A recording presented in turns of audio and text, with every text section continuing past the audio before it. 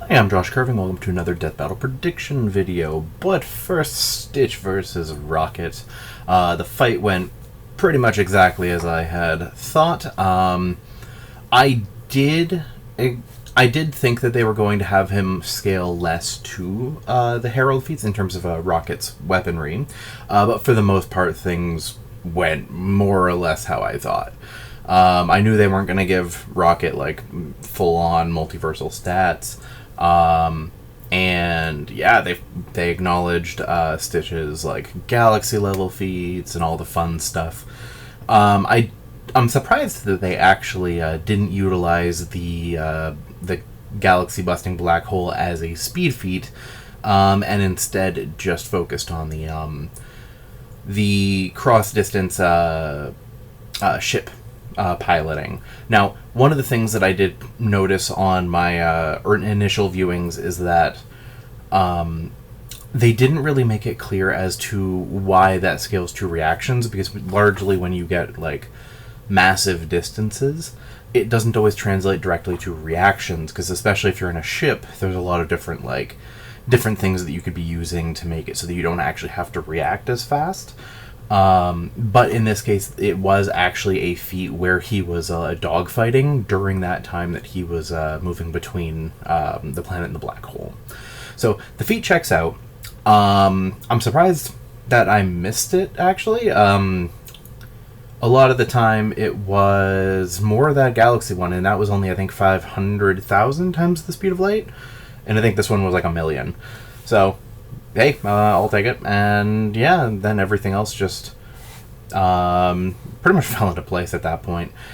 The animation was very fun. There was a little bit of jank, mostly when Stitch was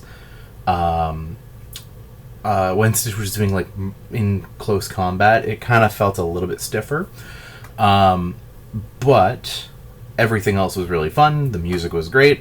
I really liked the arena for the fight. Fucking Space Hawaii.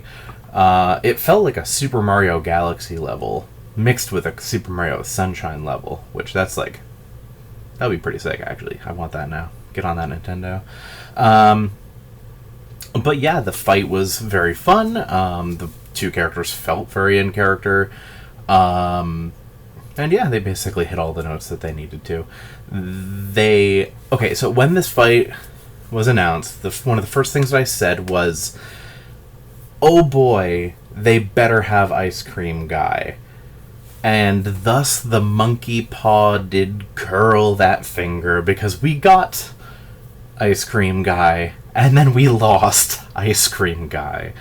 As Boomstick said in the episode, it was totally unnecessary, but it was a good little artistic touch.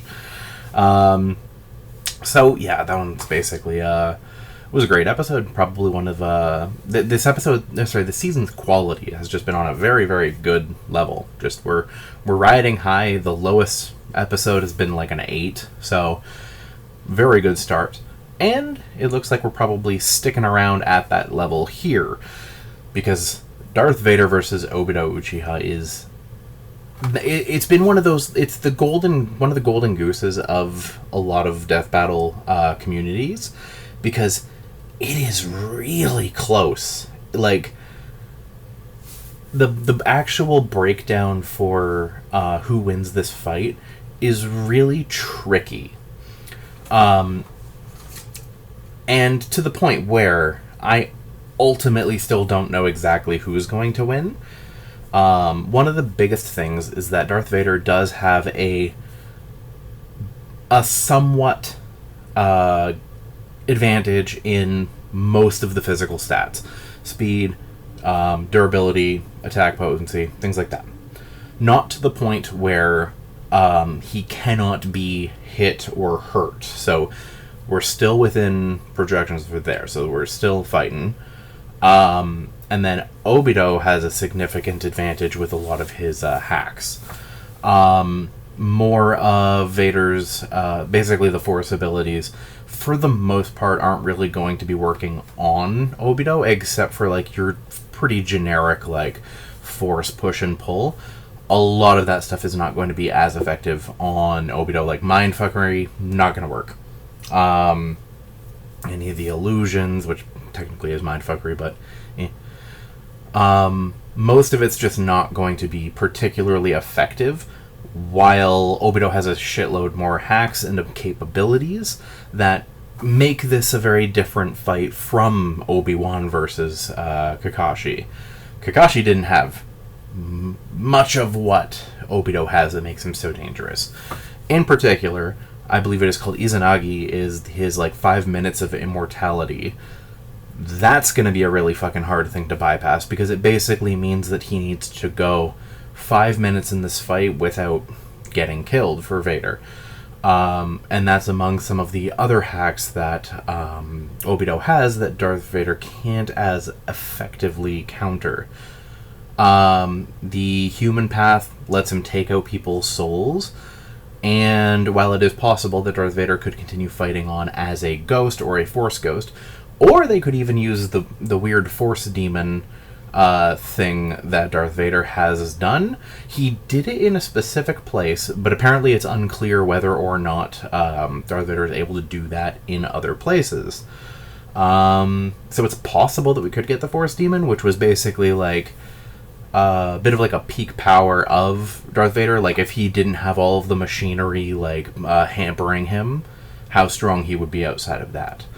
So that could potentially be cool. And it's possible he can go back into his own body, but that's a much better way for Obito to basically kill him or severely hamper him during that 5 minutes of immortality.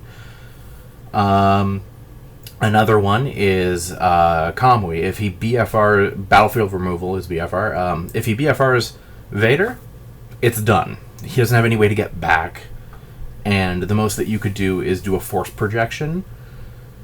It was unclear if Darth Vader himself would be able to do it between dimensions. There are a couple people who have, so you could argue that Vader would be able to, but so it kind of comes down to the fact of, without that 5 minutes of immortality, Darth Vader would probably win by virtue of stats.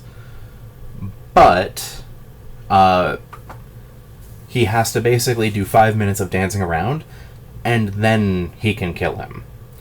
So I really don't know where that leaves me, because the precognition for just any user of the Force is going to bolster his speed advantage and make it so that he has a higher chance of making it through that 5 minutes.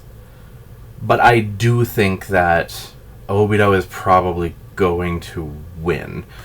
It's a really huge toss-up. It's probably one of the closest death battles that we've had in a very long time. But I think I'm going to go with Obito.